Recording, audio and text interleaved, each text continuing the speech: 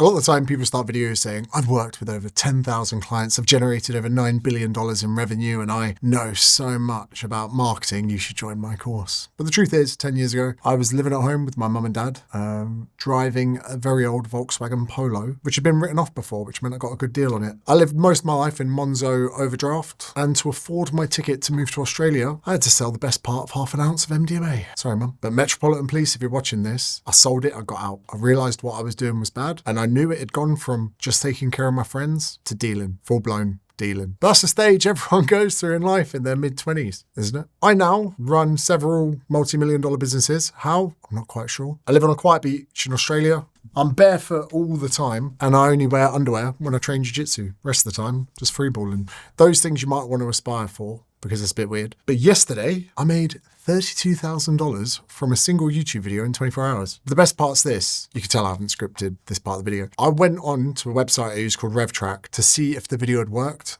And I was there psychologically ready to say, if there's 0 sales there, I'm just going to delete the video and pretend it never happened. So as I'm loading the browser, I think to myself, okay, James, there's a chance there could be 0. 32,000, are you mental? Now, one of the lessons we get into, that 32,000 US dollars of rev, about half of it makes its way back to me. Our return on ad spend's been a bit smelly in February. I think out of every dollar we spend, we're only making $1.20 back. Sometimes that can be 2.5, 3. That's what we call a ROAS, return on ad spend. Staff costs are pretty expensive at the moment. Hired some people to help me in the mentorship. So that 32K, I'd be lucky to see 16. Then various other costs. When that 16 comes to me, oh, who's that? Australian tax office, they'll have 8. So I'm left with $8,000, which is still quite a lot, to be perfectly honest. But this video is about how you can make your first $100,000. Now, we're not just going to be talking about rev, we're going to be talking about profit. And I actually watched an Alex Hormozy video yesterday. This is going to sound really mean. I don't watch his content because I like his content. I watch his content just to see what the other competitors are doing. Keep in tabs. What you scoundrels chatting gas about. But he made a point that he's done a lot of money in his life, and the richest he ever felt was winning $100,000. And I actually resonated with that quite a lot, to the point I paused this video and I go, listen, you long-haired fuck, I'm gonna make a better version. And I'm gonna be the guy who can breathe through his nose without a nose strip, be on less steroids than you, and have a much worse hairline. So this 100K, I think, is a psychological safety net. It's the best way we can explain it. There's a part of you that thinks, now I've got 100K, if everything implodes tomorrow, I'm off to Asia to smash to tan and live a life. Because I've backpacked Asia before. Back in my day, 2010, I went for 6 months, spent £3,500, including flights. So there's a part of you, 100K, you kind of sit back and go, if it all goes to shit, I'm off to Pattaya. That's a joke. Where's the area full of all the birds? Not Bangkok, not the islands. What are the seediest parts of Thailand? Pattaya, I've actually never been. Bangkok. Come on. Phuket, that's the place. My fiance won't mind me saying this. I hope she knows. Basically, when I was in my early 20s, I went there genuinely to get a massage, and it turned out to be more than a massage, and it was an interesting experience, to say the very least. Anyway, so let's think of that psychological safety net of 100K. So some of you might be quite far off, some of you might be working towards it. I'm going to be giving you loads of advice, like an older brother. That's what I am. I've been through most of the things you're going through. So whether you're at 1K, 5K, 10K a month, I've been there. There was a point that to go into my training app full-time, James Smith Academy, I had to give up my online PT one-to-one clients. That was making me like £4,000 a week. Then before that, I had to give up my face-to-face coaching to go in all online. And then before that, I had to give up working in recruitment to become a bloody personal trainer. There's an amount of leaps that you have to take to get to the next step. But you have to get to a position where you kind of force your own hand, where you think, okay, I have to now make this jump. I now have to quit my job. I now have to move into this new realm of work. And I'm going to give you some tips and tricks to force your own hand so that you actually do it. 100K is the escape velocity. It is the amount of money you need for peace of mind to know this is working, to know that if there's a downturn in sales, you're still going to be okay for a few months. And imagine that. Having 100K means sales really soften for 3 months. You can, in your own time, just get that engine up and running again, because momentum is a big part of business. My podcast, before I shut it down 3 years ago, was doing 150,000 downloads an episode. Now it's less than that, but who am I to think it's just going to come back? I have to grease the wheels, get it going, build momentum, algorithmically, socially, psychologically, psychologically and get things moving again. Same in business. So many of you that hired business mentors, I'm sure over the years, got you to sell 3-6 months of business up front. You get this amazing looking month. And then suddenly 3 months down the line, you're like, hold on, where's my revenue? You became complacent because you got such a big number in the early months that you think you could have taken your foot off the gas, and you pay the price for them to put the foot back down and realizing that it takes months of nurturing new leads to get them in to buy. So having that 100K means, do you know what? I fucked up, but I'm okay for a few months. There's also seasonal periods of motivation running a business people don't talk about. There are months where I'm like, yeah, boy. There are other months where I'm like, I can't be fucked. But in those periods, I've got the effort from the previous months that I can monetize, whether it's through the months before, I was churning out a lot of content, the months after, paid ads super. I'm touring with Chris Williamson in a few weeks. My output is going to go down, but I know that all the goodwill that I generate in the weeks while I was good, while I was on top, while I'm at my studio, while I can film, is going to come to fruition. Now, before we get into the main lessons, you're going to go down memory lane. Now, Declan, there could be some dodgy shit here, bro. So hopefully you don't expose me. Oh, there's me coming up on a pill at Kolsch at Tobacco Docks. That's not what I was looking for. So just to show you, we are at 3rd of October 2016, and this is where my content journey began. I'm in a PT room of a budget gym. I am explaining a Snickers protein bar. Second take because someone came in and interrupted me. I was just putting content out. You know, at this point, living at home with my parents, driving a beaten up Volkswagen Polo, I'm getting into my content game. Were these videos amazing? Absolutely not. Here's a funny one. This is me on my way to Australia. I'm actually on my way to Bali, one way backpacking. Read a book called The Magic of Thinking Big. It wasn't that good a book, but it had me in that mindset of where I was like, oh, do you know what? I think I want more for my life. Actually, the interesting thing is, I took this picture outside a budget gym in Bracknell, 2016, and I put the caption on this as "On to bigger things." Now, I had no idea how big those things were going to be. I never thought I would fly business class. I never thought I'd operate a business. Never thought I'd have staff. I never thought I'd sell a book or any of these things. So at that point, I sometimes wonder what that geezer there was thinking. This was my business class. A pair of rugby shorts, wired headphones, and having 3 seats to myself on Garuda Airlines. First beer in Bali, staying in a hostel. I was studying. 2016, I was inside another mentorship at the time. So what was going to bring us on to lesson number 1 is here I am, my mate Josh. We're in the Whit Sundays. Funnily enough, I'm wearing a black G-Shock watch there. I had that time to 1 minute. So when I was with my clients, I just pressed beep and yeah. Number 1, thank God I started an email list sooner. So when I was on my way to Australia, I thought I'm going to go to Bali for a bit, then I'm going to go to Australia and I'm going to travel the East Coast so I can see where I want to live. So I went to Cairns and made my way down. Here during the Whit Sundays, what was crazy was I had been selling or trying to sell digital products to my audience for ages. And I started email marketing about a year before I left for Australia. I sent one email to about 3,000 people going, do you want to work with me one-to-one? And 10 people said yes at £50. So I was making £500 a week doing online PT whilst traveling. Now, even though that's a pretty decent amount of money, in today's terms, probably about $750, I still stayed in hostels with 14 people. I still lived small. The saying is small enough, long enough, big enough, soon enough. So I wasn't flashy by any means. This is a drinking game called the Grand National. So I'm not even working for the boat. But as you can see, I've got the whole crowd here going. When it comes to drinking games, I've got a black belt in drinking games already. These are the best years of my life. To having a family, of course. Look at that. That is ketamine, cocaine, and MDMA. Told you, there was a little dealing phase, but allegedly. My mate Lucy Lord, so she was staying with me recently, trying to help her with their business at the moment. She was working in pharmaceuticals when I met her. I'm on a wall of fame at Massive Wieners for doing a 1 meter hot dog in 3 minutes 46. What can I say? I was literally just working outside cafes, old MacBook, servicing those 10 clients, putting out content every day. This dog, I put on my Facebook that I needed somewhere to live, and 2 of my followers said I could move in with them. So I lived in Manly for a bit just to save money. It was $300 a week, £150 a week. Then I started in fitness first, which was interesting. I had to start as part of a franchise, which I haven't really told many people about before. So because I couldn't really afford to pay the rent, I started in fitness first on a franchise where my rent got paid, but I had to give 50% of everything I earned to the franchise, which was interesting. We're going to get to the important part in a second, but for me, it was just about establishing myself, getting into a gym where I could start doing face-to-face. But the funny thing is, I met Diran inside the gym, my Turkish mate, and he was like, what are you doing? He's like, you're coming into the gym. We all want to find a way out. I told him I was making £500 a week. He was like, why are you here? He was like, you're doing the one thing that none of us can do. He couldn't get his head around it. Here's me celebrating 9,000 followers, and that's on Facebook as well. I think this is one of my first videos that kind of went viral. Again, 37,000 views, For me, that was massive. Put a little boost on it. 9th of April 2017, I eventually went and bought a MacBook that I could edit on. So the thing I want to make clear here is, up until this point, all of my videos were live streams because I didn't know how to edit and I didn't have a camera. So as you see here, my followers started going up. I was at 12,000 followers. Because I didn't have access to a camera, I didn't know how to edit, I didn't know how to use Premiere Pro or any of those things. I just went live every day. So going live every day is pretty exhausting, it's pretty hard. All these videos I was doing, I'm just going live. So you guys have got access to make reels, you can edit inside your phone. Back in when I started, that wasn't an option. The reason I'm wearing a Fitness First shirt is I've just come home from PTing all day to come back and make a video. 12,000 likes. That's what it was before followers. And every day was just putting out content. Now the content wasn't particularly great. It would be between clients, I'd be walking around, whatever it was. So like some of you might think that I make incredible content now. Thank you, so flattering. But this is really what it looked like in the early stages. This is me working towards my first 100K. Every day, wherever I was going,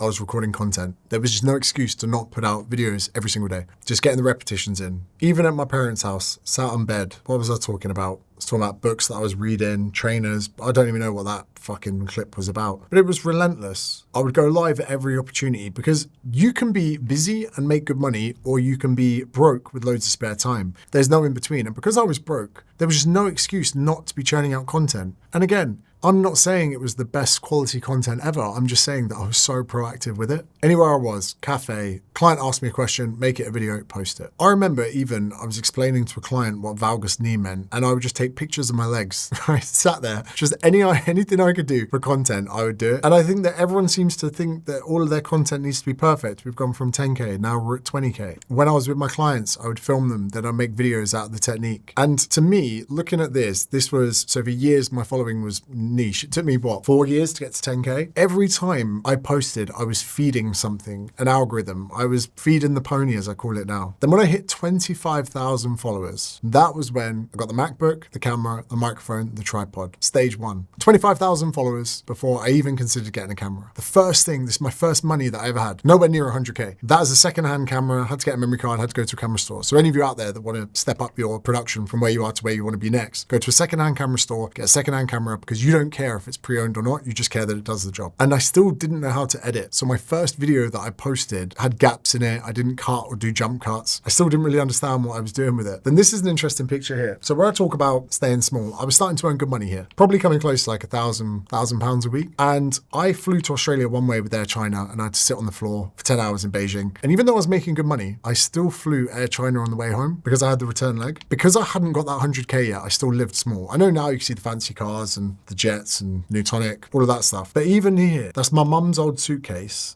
Me in Beijing airport reading a book. And at 25,000 followers, I did my first seminar, which I rented out a hotel room at Bracknell.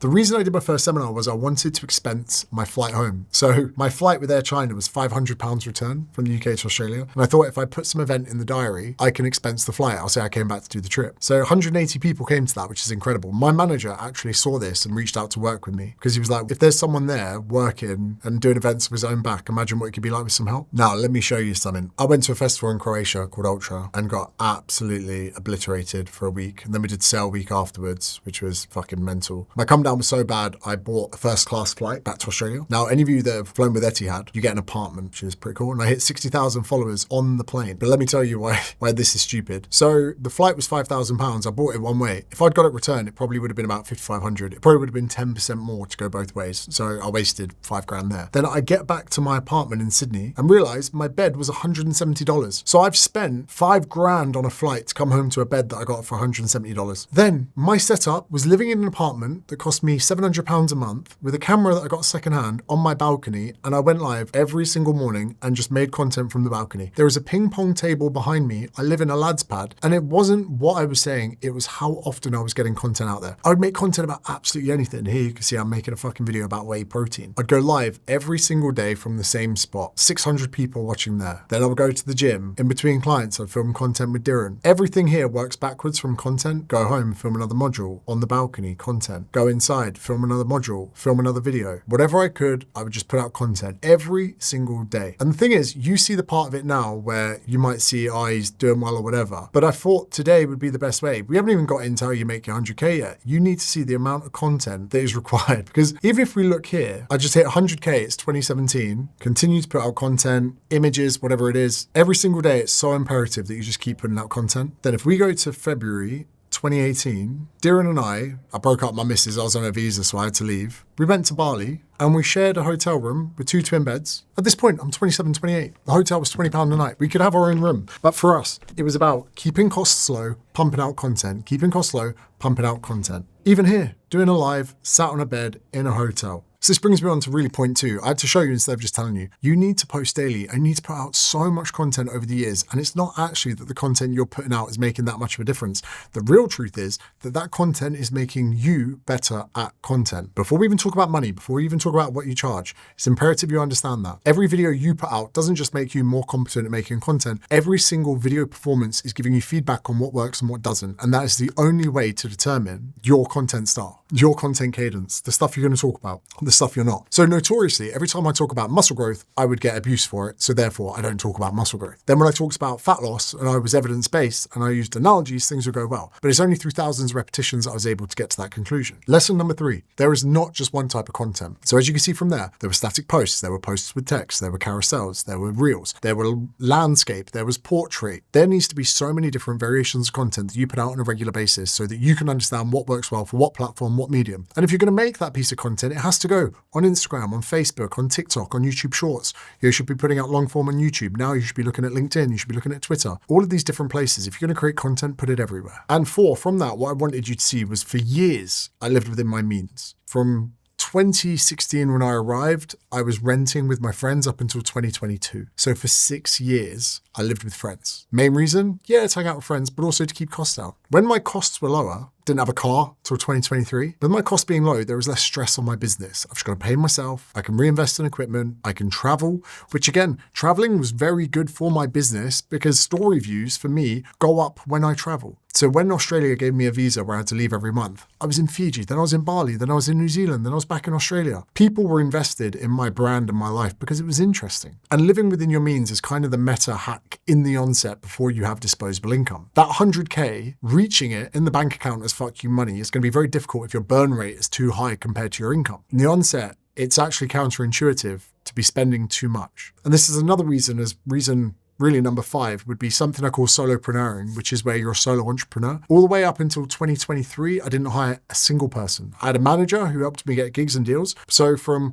2016 to 2023, 7 years, edited everything myself because also it meant I could turn things around quicker. I could sit on my bedroom floor, do an edit, not send it off to the Philippines and wait 6 hours. I would edit it in 15 minutes and post it the same day. I'd post it fucking 15 minutes after the idea. Something would come up on the news and I'd have a video out in 22 minutes. I'd run home, film it, put it out. To be a solopreneur means that you're not bleeding. Every member of staff you have is a hole you drill in the bucket underneath you. And when you get paid, it just dribbles out. Which brings me on to like lesson number 6, which people don't talk about, is I'm very anti-agency for a lot of things because someone comes along and goes, we'll do all of your marketing for you. You don't actually want that because the second you stop paying them, they stop doing the marketing for you. For me, doing all of this stuff myself, doing my own editing, doing my own reels, doing my own posting schedules, learning all these things, I became an expert in marketing. Because if you're going to pay someone to do something, this blends into solopreneuring and living within your means. If you're going to pay someone to do it, you're not going to learn it. Now, recently I worked with a business and it was very clear that they worked with a lot of creators who didn't really understand the game. And when they started working for me, I started going, hold on, that's not right. Hold on, that thumbnail shouldn't look like that. Hold on, who picked that title? The majority of their clients that would use them wouldn't have spotted those things. When you become your own agency and you learn everything yourself and you implement it yourself, you learn what's good and what's bad. If you get an agency or you hire people to make these problems go away, you become dependent. And becoming dependent on an ongoing cost is an inefficient way to run a business. So once we have all of those things clear, which should pretty much map out your first few years, post daily, when you could get better equipment, do it, go to a secondhand camera store, mix up different types of content, make sure you get a piece of content out every day, try and keep the team to 1 as long as you can, learn the trade so you can control every single element of marketing and not become dependent on agencies, then we can get into the next really important part of earning your first 100K. And it's what I call commoditization. So you must cap and limit the amount of work you can do because you're working on your own and you've got the edits, you've got delivering to your clients, you've got all your different things as a coach. There's only a certain amount of clients you can work with before there is a case of diminishing returns. You must mark that out, write it down and make it 50 or 30 or 20 or 10, whatever it is. Then once you hit that amount, you put your rates up. And we're going to be living in a never-ending balance between increasing rates and dropping clients. So this confuses a lot of people. There are 2 golden rules to running a good business, your first 100K as a coach. If you're not full, you're not marketing hard enough. There's no excuses you could tell me. If you're marketing hard enough, you'd be full. But then the second rule is if you're full, you need to increase prices. Then when you increase prices, some people drop off. And then when you drop off, you're not full, so you need to start marketing again. Now, the best way for you to think about this is a hotel. When a hotel has lots of spare rooms, it doesn't charge a lot. When a hotel only has 3 rooms left, it can charge whatever it wants. It's commoditization. A hotel room doesn't have inherent value. It has value times by the amount of people that want it. So if you want a hotel room, it's going to be here. But if Taylor Swift's playing in town, it's going to be here. The hotel room stays the same. The staff stays the same. Everything stays the same. Demand is the changing factor. Same with flights. You want to go on holiday with your family. Cool. The flight's this.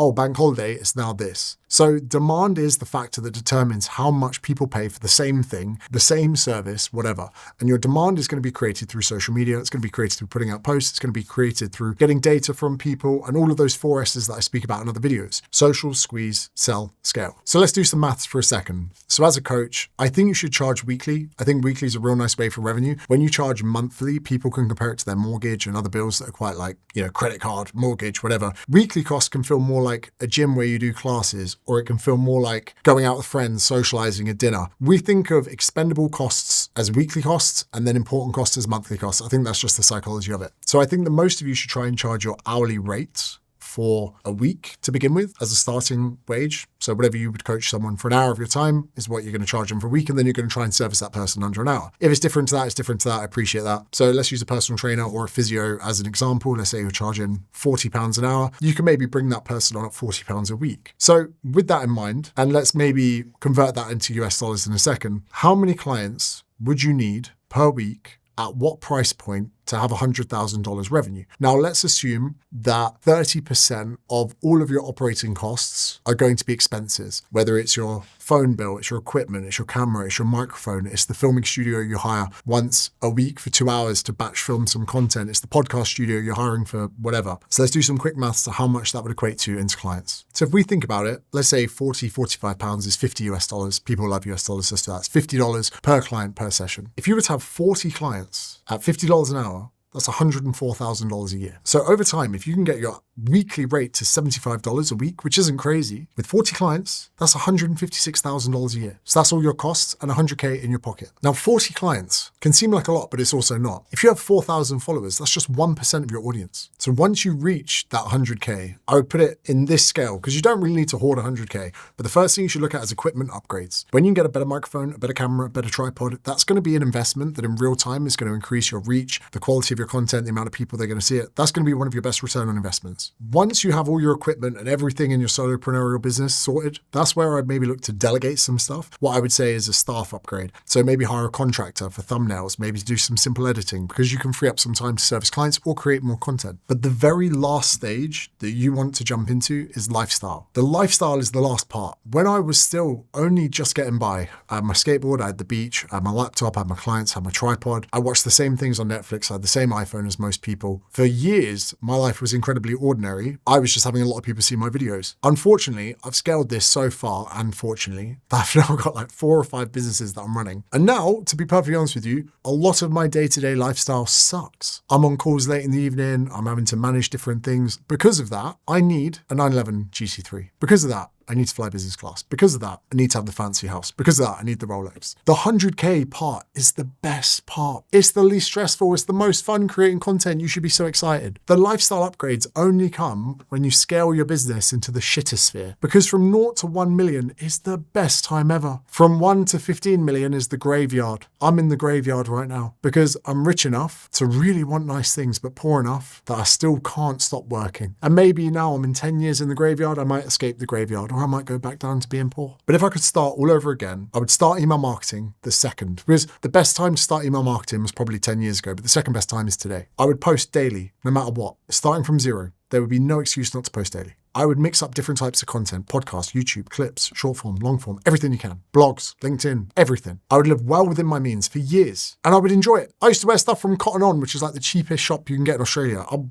buy my t-shirts from Uniqlo or fucking AS Colour, whatever it is. I still do. I would solopreneur. I would keep the team a number of one for as long as possible. Then I would learn the trade for years. I would not let anyone else run my ads, do my editing, do anything else. I would learn every component of my business. So if anyone came along and tried to teach me how to do it different, I'd know and I could sniff bullshit. And then I would commoditize. I would set a finite amount of people that I'm going to work with. I would then increase demand, and every time I'm full, I'd increase my rates. And I'd try and exponentially increase that as long as I can. You wouldn't need to change that until well over 100K. I'd work out the maths. How many clients do I need at what price point? Then I would just keep working to get to that client, increase my price point over time using the demand that we spoke about before. My first upgrades would be equipment. My second upgrades would be delegation through staff. My third and final upgrade probably isn't going to happen for 7 to 10 years, would be lifestyle. But if you get those fundamentals right, the first 100K comes easier than you could ever imagine. But you must be prepared to post for ages. The reason I showed you so much in the beginning was it took me years of living modestly, being a madman. If you'd met me in 2018, you would have thought I was insane. You would have gone, this weirdo talks to himself on his phone. He's only got a handful of clients. And he's only got a handful of followers. It takes years for this stuff to start working. And the sooner you can appreciate that, the better. Now, those are just some ramblings of lessons off the top of my head. If you want to work with me, I teach people how to get from 0 to 10K, 10 to 100K, and 100K to $1 million. It's going to be a link in the description if you want to work with me. And if you're not convinced and you go, yeah, mate, I like what you're saying, but I'm not fully convinced and you're a coach, then check out this video here where I give you a full blueprint of how to run an online personal training business. So if you're a normal coach, work with me. If you're a personal trainer, check out this first.